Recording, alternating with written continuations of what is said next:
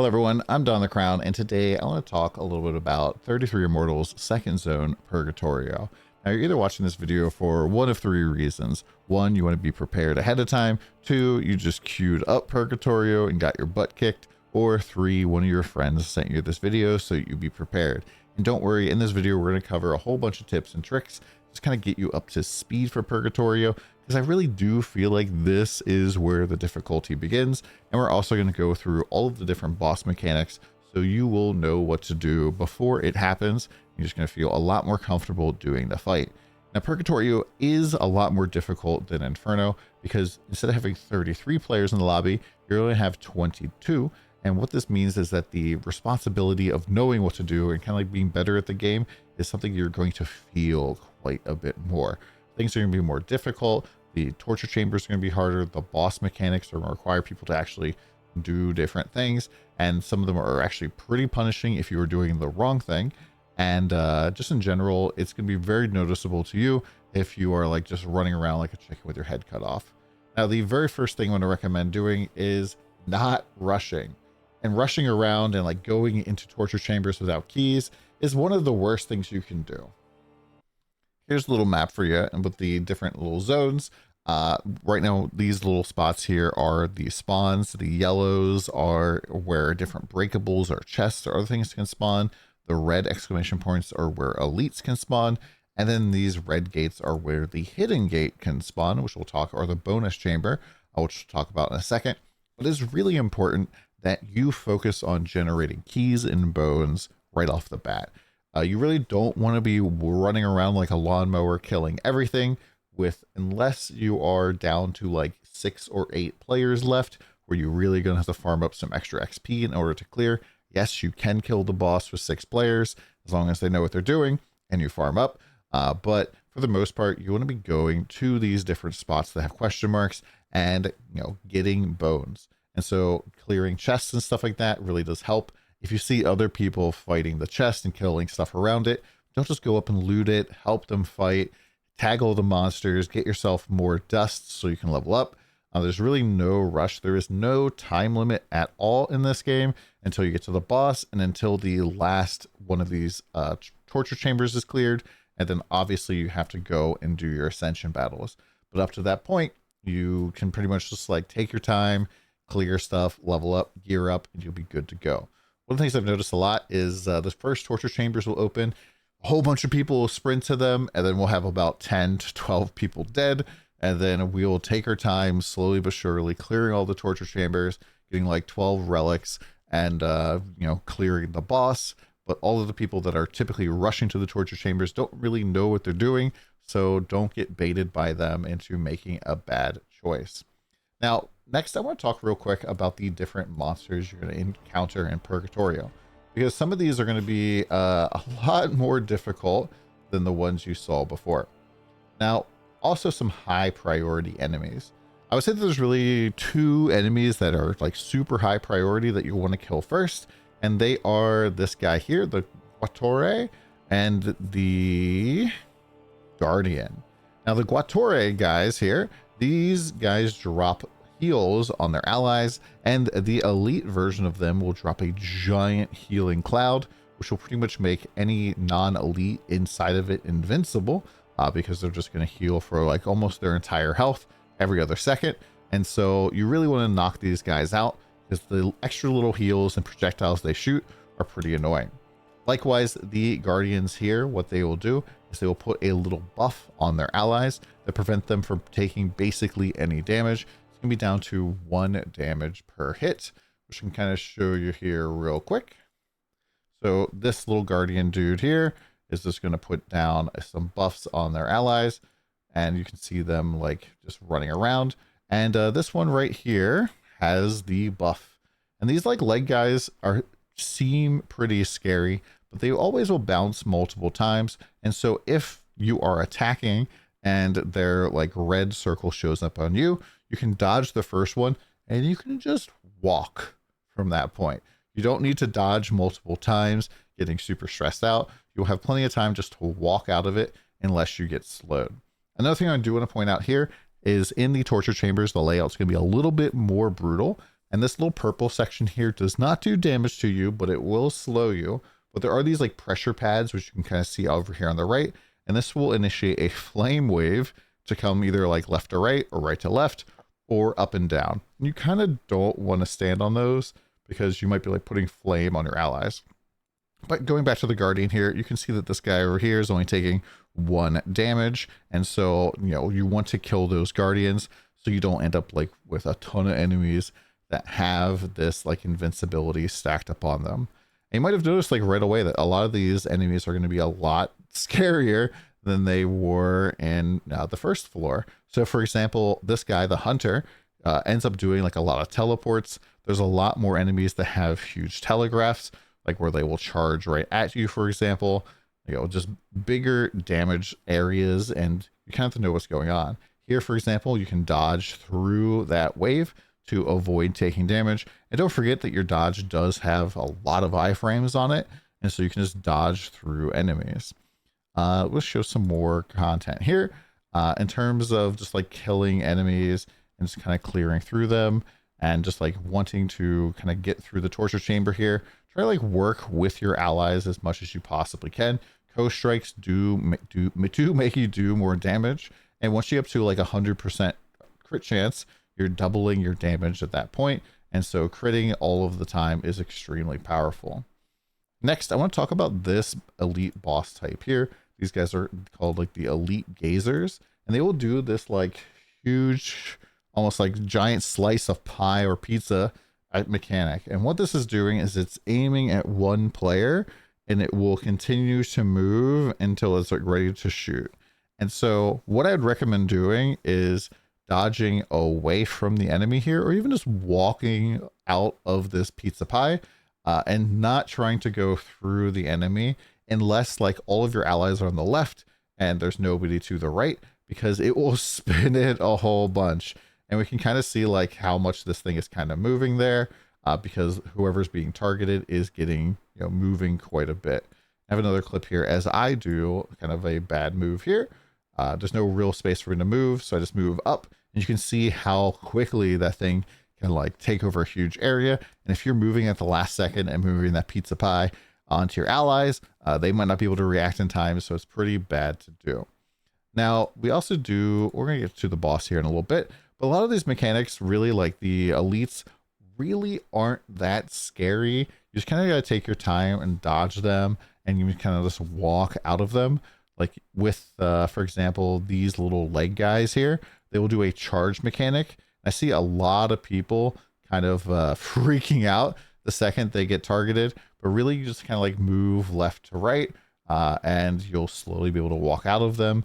Likewise, the gazers, similar to like this guy, big guy here, the little version of them will target you, and then after a time, the targeting will stop and it will shoot a laser. And so you just need to kind of like, walk away from it as opposed to trying to dodge. Lots of times when you dodge, it's going to actually get you hit because your character will dodge and you won't be able to move right away. And if you just walked, it would just fall behind you as you walked away. So it'd be good to go. Now let's get into the boss of this particular zone, and this is Adam and Eve. And I believe that Eve is this one here on the left and Adam's on the right, but I could be wrong. But these bosses are basically split up the entire time, and you'll be able to fight and hit either one of them, and they will take equal amount of damage. You don't have to do like split DPS or anything like that. And ideally, you want to have everybody just hitting one of them. And the one you want to hit is the left one here, because her attack pattern is a lot less scary than Adam's. And so Eve will basically fire off these huge straight line telegraphs here. And these straight line telegraphs are pretty easy to dodge like this. You can kind of see them here. Whereas Adam, what he will do is shoot out a whole bunch of these blades that spin out, and they are a lot more difficult for melee to deal with. And so just by going and doing the left boss here, it's going to make it a lot easier for everybody to kill the boss. Now you notice a lot of people will drop their co-op abilities on the boss. You can just drop the arrows like basically right at her feet, and she'll be, hit by all of that. Now, the first major mechanic here we're going to talk about is Forgotten Sins. this is kind of like a little bit of a memory game mixed with a DPS check. And so they will show 3 symbols, and they're always the same 3 symbols, but they can be in different orders. So we have hand, bird, and fish in this setup here. And there will be a whole bunch of things that will spawn, 6 total, like little, I guess, pillars that will spawn around the room, and you need to kill them in the proper order. So you need to kill 2 hands, 2 birds, 2 fishes, 1 stone, I guess. And so the very first thing we're going to look for here is, as they spawn up, it's going to kind of show on the edge of the map over here where the other ones are. And so I can see right off the bat where a good spot to go is with the hand. And I can see that the other hand is up here. And so that needs to die.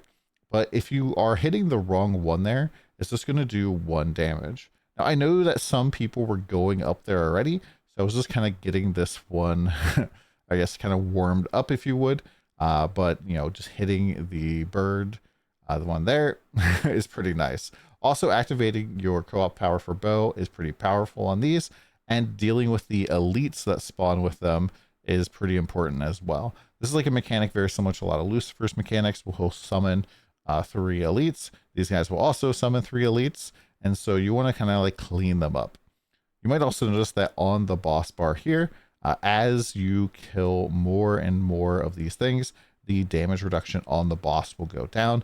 So it's kind of a decent time to go and drop like a whole bunch of AoE on the boss in the middle, because you'll be doing like full damage and it won't be moving around. Whereas both bosses kind of like move around a little bit here. And so like going and fighting in the center, I think is probably the best. After the mechanic is kind of done, they will go and do the actual attack here, which consists of making a giant like root wave that will shoot out at you, and you have to dodge through it or take damage. Now, if you hadn't completed any of the combos, so let's say we didn't kill like the fishes or whatever the last one was, it, instead of doing the wave, will do like a screen wide damage hit that you cannot avoid. Whereas this one is, you know, pretty easy to avoid. You can, you know, just dodge right through it and then continue to do damage. And especially if you're playing bow, you can just like shoot all day and then go back and then dodge right through and go and do more damage here. And then after that, they'll just go back to, you know, kind of floating around. Will do their special attacks. It's kind of important to try to like cleave your arrow, like co-op power stuff here, in order to try to kill the ads. But for the most part, you want to try to like cluster back up on the boss. That way the ads come to the group, as opposed to being like a lone swordsman off in the corner somewhere trying to solo the boss. Next up, the next mechanic here we're going to talk about is this remembered virtues. Now, remembered virtues, you're pretty much going to have one of them hop in the middle here. And what they are going to be doing is summoning these little pomegranate plants. And it is very, or yes, fruits. It's really important that you kill these ASAP, because if they get close enough to the boss, they'll start to spin and then get absorbed. And every 2 of those that you let through are going to pretty much like give the boss a giant raid-wide damage thing, which is pretty scary to deal with. And so you just have to kill these.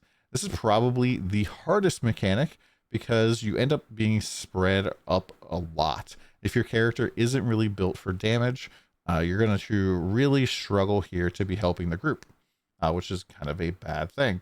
And so another thing to keep in note is you also have these ads that are coming in. And so it's pretty important to try to like cleave those down as well.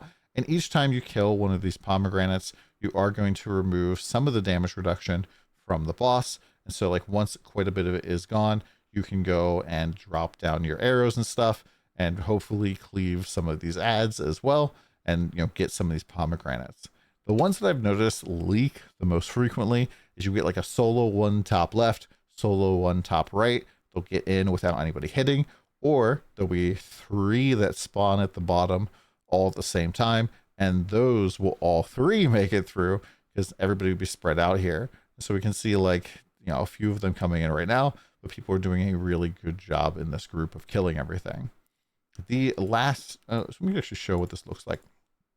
And so once the casting for this is done, the pomegranates like will kind of just all evaporate. So you don't have to kill all of them. Like if, you know, basically once the bar is full, you pretty much don't have to deal with any of the new ones there. And then it will create a giant like wheel like mechanic here. And for each, like it's really important that you clear these out. And so it'll turn one way and then turn back, and then it'll do it again. And for each time that you like, you know, you have pomegranates basically absorbed, it will like do a blast instead that will not have a safe zone. And so this is like one of the mechanics that like, you know, even if you know what you're doing, you can take some damage from this, but you can really just safely move. But the elites can be pretty annoying as well. And once again, once it's done, you should just group up on the left boss. So all of the elites will come to it, and we can very easily cleave down everything. You don't want to be running off nowhere. Now, this is one of the big mechanics here that I see a lot of people do crazy stuff with, is they will, with these giant donuts, you don't want to like not have a safe zone. And so we'll see that there's two up here in the north, and I don't think I'm going to be able to get up to those guys. And so I move down, so there is a safe spot down here for all of these guys, and there's a safe spot up there for everybody else. And everybody's just, you know, able to do some damage there and keep cooking. Now, the last major mechanic is called Forbidden Knowledge. And this one is the mechanic that is probably the easiest, but most likely to wipe your group. And the reason for that is because when the mechanic begins here, the boss is going to teleport to the middle, just like they do with every single mechanic. And then they're going to start setting up a poison field. And this poison field, if you are standing in it, apply a debuff to you, which will start ticking for 10 damage, I think like every second for like 20 seconds or something. I haven't really stood in it in a long time, but I did die the first time I did it. And so what happens is there's going to be bottom left, bottom right, and top middle. There will be an elite, and you're going to activate the seed that they leave behind, and then you are going to traverse through the poison cloud, and you can hit these little buds basically in order to create a safe zone. And so you just walk through the safe zones here. And if you're playing melee, you can like dodge in and hit them, and I believe it makes a nice little safe zone for you. And then you just go and kill all three of these elites. Now, I do not recommend going from left to up, because I think that the bottom right elite is probably the most scary. So typically I go left to right to up, but you know, you can do, it'll, any direction will work. There's no like right way or wrong way. Besides, like, I guess you can't go through the middle really. And the reason this guy is so scary is because this particular elite, I can do this giant pulsing AoE attack. And if people are stuck out in the fog, that can be kind of scary for them. But after the fact, like after you grab this third blessing, you're pretty much just going to have a open DPS period where both bosses are going to be able to be hit. I don't believe you can actually splash back with your recall, your arrows, which does kind of suck, but you can just basically just knock down the bosses and win, and it's pretty pretty good. If you get this mechanic as your first mechanic, you're probably going to see a bunch of people die right off the bat, but once people have figured it out, it'll be pretty smooth sailing for you. Now, another stuff I want to talk about here is just some of the other ground stuff. You'll get these like rectangles, which look really scary, but if you just kind of leave these stacked up until they like, you know, stop tracking your characters, it's going to be really easy for you to dodge. Same thing with the donuts, just like try to like overlap them so that you have a safe spot. And the last thing I want to talk about here are these little seeds that atoms shoot out. These things will track you, and you watch as this one tracks through me, tracks after me. I can't really get rid of it. And if you try to dodge through it, it will just 180 and try to hit you still.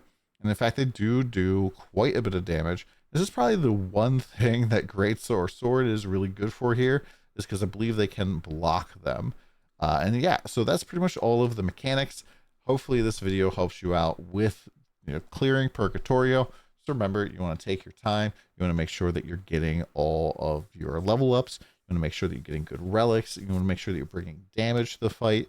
If you're not feeling very comfortable, I'd recommend wishing for the lamp, which gives you healing per second, and then the relic that makes it so that you get 50% of your attack is vitality. Those two pretty much are like my comfort relics for this. This makes it so you can get hit by a whole bunch more stuff and not really have to care about it too much because you're going to be constantly recuperating health, then everything else should pretty much be focused on damage, so that you can blast through those mechanics. Because if those pomegranates are like getting through, you're going to wipe very, very quickly. If the ads aren't dying quickly, you're going to, die very quickly.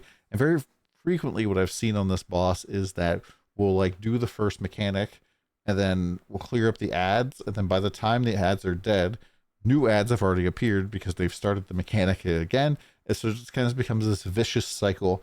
We don't have enough time to actually clear everything, and then people just die from making mistakes. Hopefully this video helped you out. We'll see you again soon, and come by the stream.